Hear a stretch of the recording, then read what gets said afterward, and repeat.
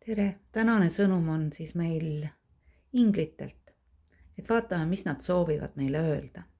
Et võtsin siin valmis juba 3 kaarti ja siis vaatame. Ja esimeseks kaartiks tuli meil siis alistumine. Et kui vaadata seda kaarti, mis ta teile ütleb?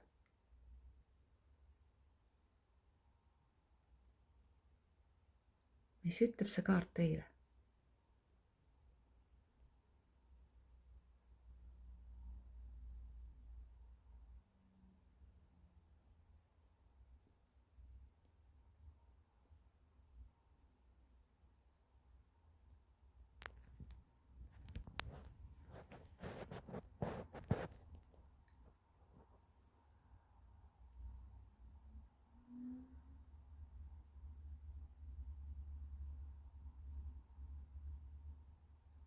Mis tunde see kaart siis tekitab?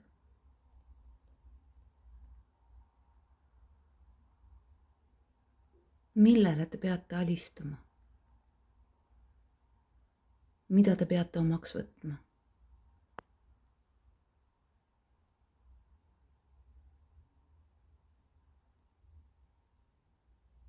Mis mõtted see teist tekitas?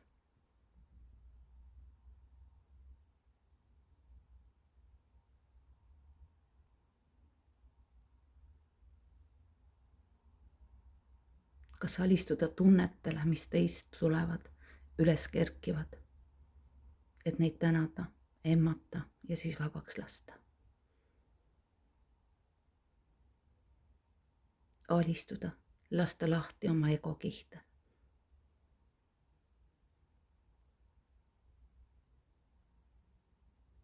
Alistuda ja lubada olla endal ka nõrk ja haavatav, mitte alati tugev. Mis on see sinus?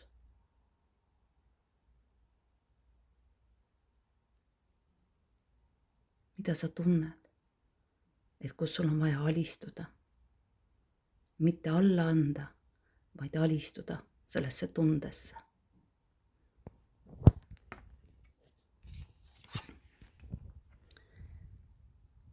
Teine kaart on kaitseingel. Nagu me teame, kõigil meil on kaitseinglid olemas. Ja kaitseinglid meil on soovitav kutsuda appi, sest inglitel on vaba tahte seadus ja nad ei tule meie ellu appi meile, kui me ise ei kutsu neid. Südamest kõige lihtsamad palved on need, kui nad meid kuulavad ja meile appi tulevad. Tänulikkus selle eest juba, mis meil on ja mida soovime võimendada.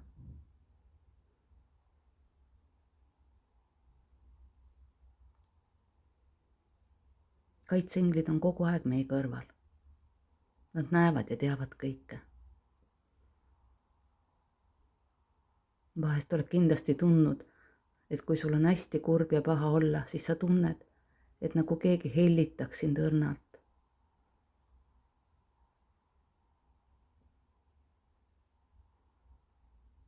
Nagu õrn puudutus.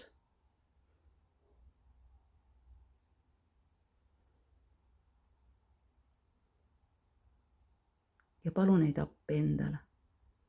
Sa ei pea kõike üksi kandma. Nemad saavad aidata, aga ainult siis, kui sina neid appi kutsud.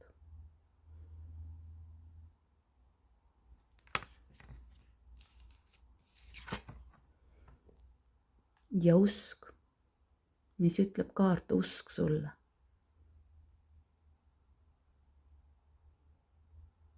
Kas sa võitled kogu aeg? Võid sa usud, et need olukorrad lahenevad sinu kasuks?